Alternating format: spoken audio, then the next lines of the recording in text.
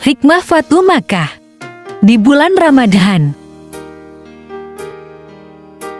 Assalamualaikum warahmatullahi wabarakatuh.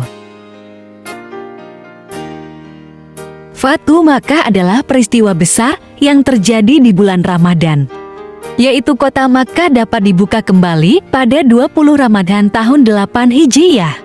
Penguasaan Makkah ini langsung dipimpin oleh Rasulullah SAW. Menariknya, peristiwa ini tidak disebut sebagai Ghazwah serbuan perang, padahal Rasul datang dengan 10.000 pasukan.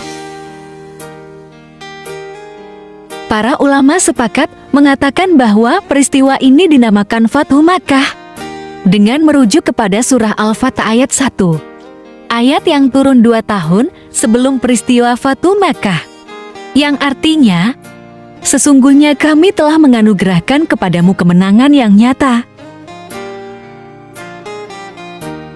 Imam Al-Baghawi menjelaskan ayat ini dalam tafsirnya, yang artinya, beliau bersabda, telah diturunkan kepadaku satu ayat yang lebih aku sukai dari seluruh dunia.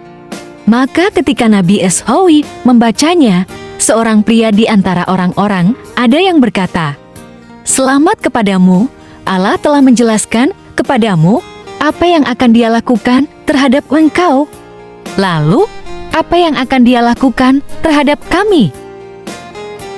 Maka Allah menurunkan ayat berikutnya, hal itu agar Dia memasukkan orang-orang mukmin, laki-laki dan perempuan ke dalam surga yang mengalir di bawahnya sungai-sungai sampai akhir ayatnya.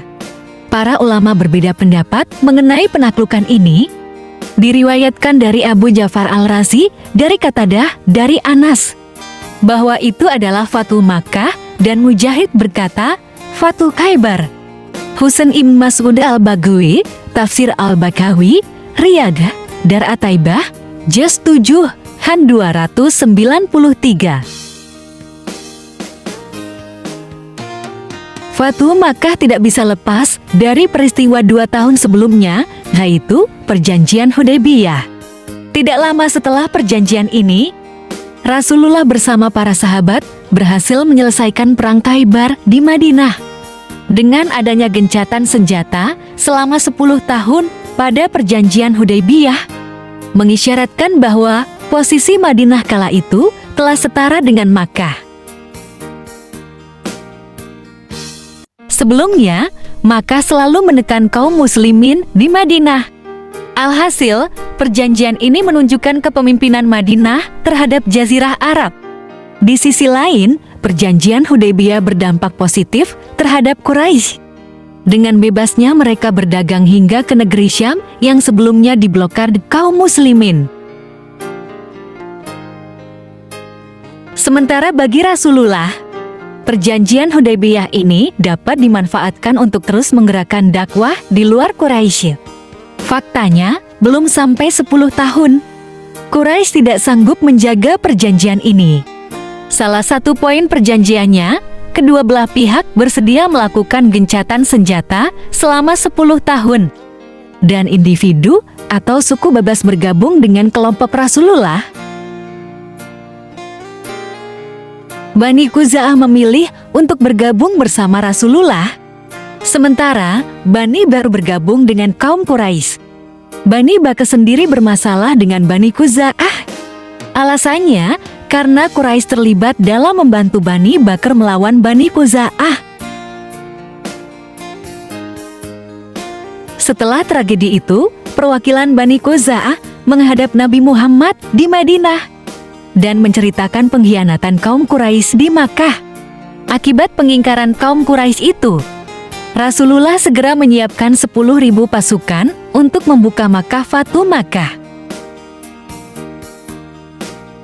Pada saat yang sama, kondisi Makkah terus mengalami kemunduran di berbagai bidang, terutama di bidang ekonomi.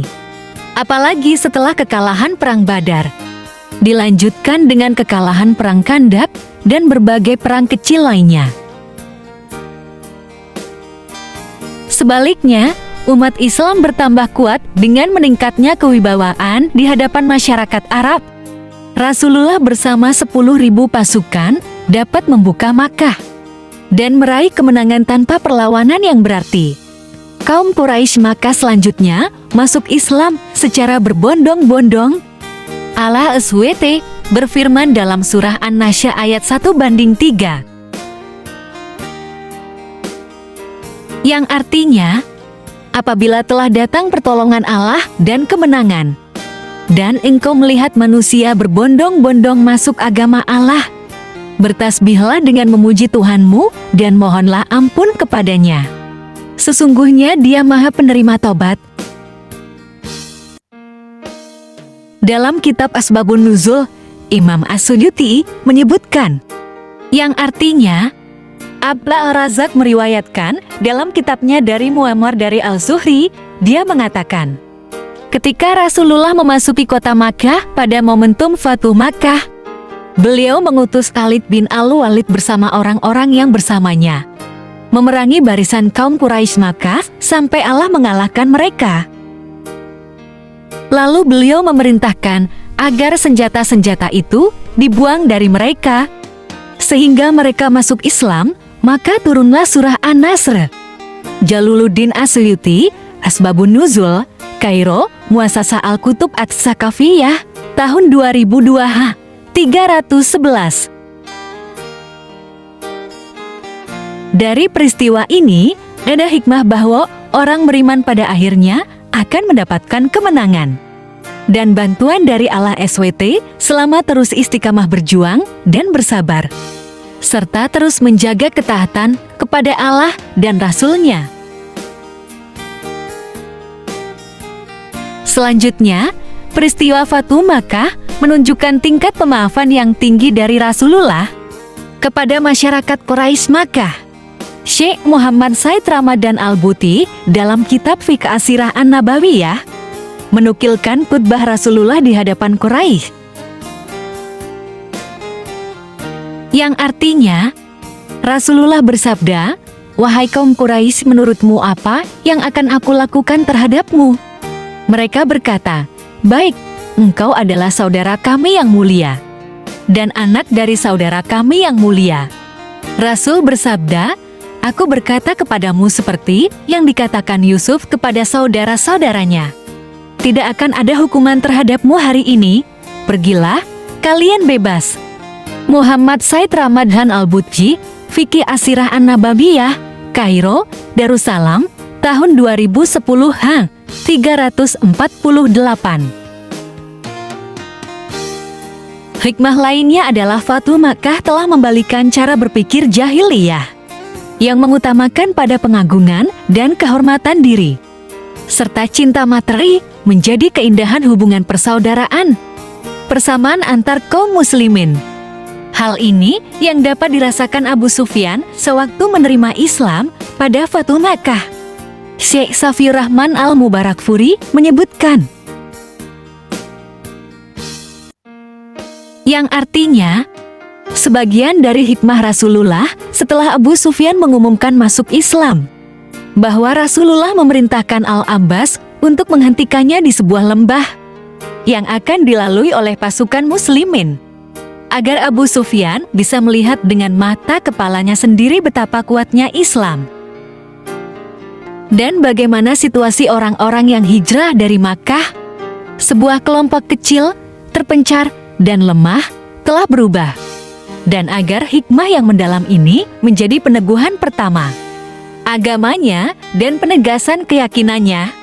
Safiur Rahman Al-Mubarakfuri, Ar-Rahiqul Mahtum, Kairo, Darul Wafa, tahun 2012 248.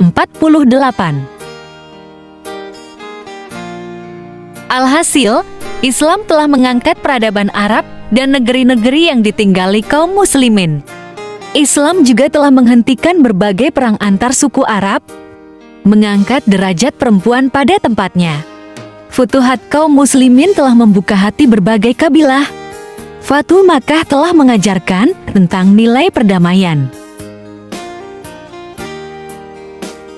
Dari peristiwa ini menunjukkan bahwa Islam menjadi rahmatan lil alamin, rahmat bagi sekalian alam, hingga dirasakan bangsa Eropa dan Yahudi ketika tinggal bersama. kaum muslimin 800 tahun lamanya. Berbagai futuhat setelah Fatu Makkah yang dilakukan kaum muslimin telah membawa kemajuan dan kebangkitan bagi peradaban dunia. Wallahu alam. Dilansir dari NU Online oleh Asbi Abu Bakar, penyuluh agama Islam asal Aceh.